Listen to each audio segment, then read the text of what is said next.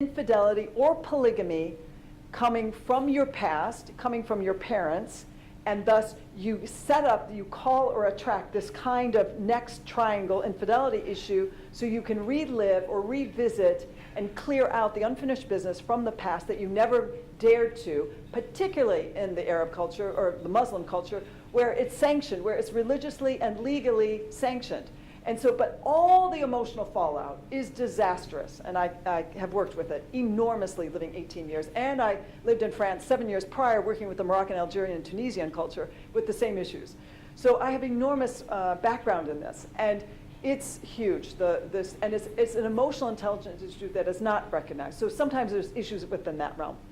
Third reason, wake-up call is necessary, and that's what's needed. And I'll get to that, and that's the ones I work with the most.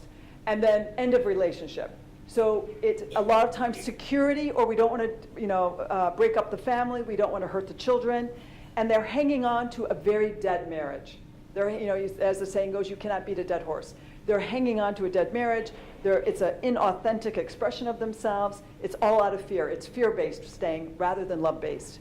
And so as a result, the infidel trigger, the new relationship that comes in, is that which just breaks open, bursts open the wound, the abscess, and no one can deny that it's a false marriage anymore. And usually one of that partner that is acting out the infidelity may not go with that person super long term, but that infidel person has come in, the third person has come in to be that which has put everything on the table. Now, in working with, I'm thinking of two couples straight away, beautiful, gorgeous success in both cases. They were super conscious, and now in both cases, the man wasn't conscious. I've had only one case where it was the opposite, recently, these are the ones that are recent, where it was the woman that wasn't so conscious, the man was doing more work on himself. So what happens is one is more prone, they bring in the other spouse, and they do the work. And we go back to where the original escape hatches were happening, where the self-soothing wasn't. What were the triggers which were so alarming that their being could not tolerate that they went to someone else rather than stay with that anxiety and discomfort of it, not even just discomfort, panic, ego death. I mean, this is major stuff that can get triggered when we're in an intimate relationship. And the beautiful process of radical forgiveness. And radical forgiveness is not ordinary forgiveness. Ordinary forgiveness is, I have compassion for you, and I forgive you. Radical forgiveness says, I created this. I attracted this for my highest psycho-spiritual growth. And I thank you. Now this is step 12 or 20, I thank you for this gift. And I have worked with couples where we get that far. Yes, they're coming in with some minimal willingness of emotional intelligence. And there has to be some wholeness because I just need to say this, and I'm just being called to say this, I'm going to say it. I've worked with psychosis, people that are borderline schizophrenic, I've worked in that realm as well. Psychosis is not pretty. Psychosis is an ugly world. And I've also worked with a lot of people that have had temporary nervous breakdowns. And so when you have a nervous breakdown, it's where the normal defense mechanisms do not work anymore, like projection, like denial, like repression, like psychosomatic manifestation. All of these are your normal, neurotic, normal, good old defense mechanisms. When they are being blown out by extreme pain, that's when we have a psychotic break. That's when we have the nervous breakdown. And so we've got to also be careful that sometimes our spouse, and that lovely, what was your first name again?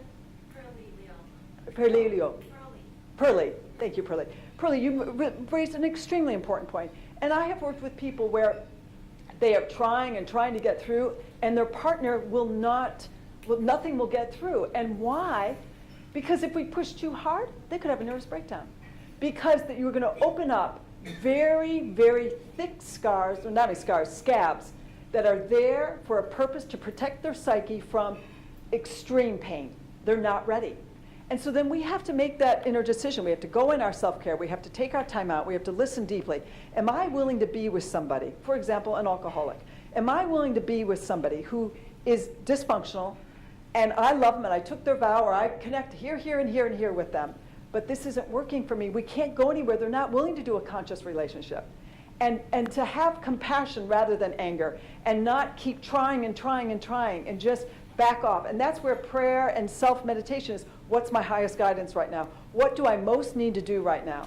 That, and no one has the right answer. And there's so many sources, more than ever online, and 12-step program, and extraordinary things that can give us that support to get to that answer. No one knows the answer but you. But the true answer will come in that silence, in that stillness, where that higher self is running the show and not our reactive, wounded self. Now, I've said so many things here, and I hope it served. But okay, I think we're winding down here. So thank you, ladies. I have cards here for those of you. Some of you have my cards. I'm happy to give cards to those that have came in late. I have so many resources on the web, and starting with my website, and then things off of that. So thank you very much. Thank you both of you for sharing your knowledge with us. And the session was full of enthusiasm and valuable knowledge. The next session will start at 3 o'clock.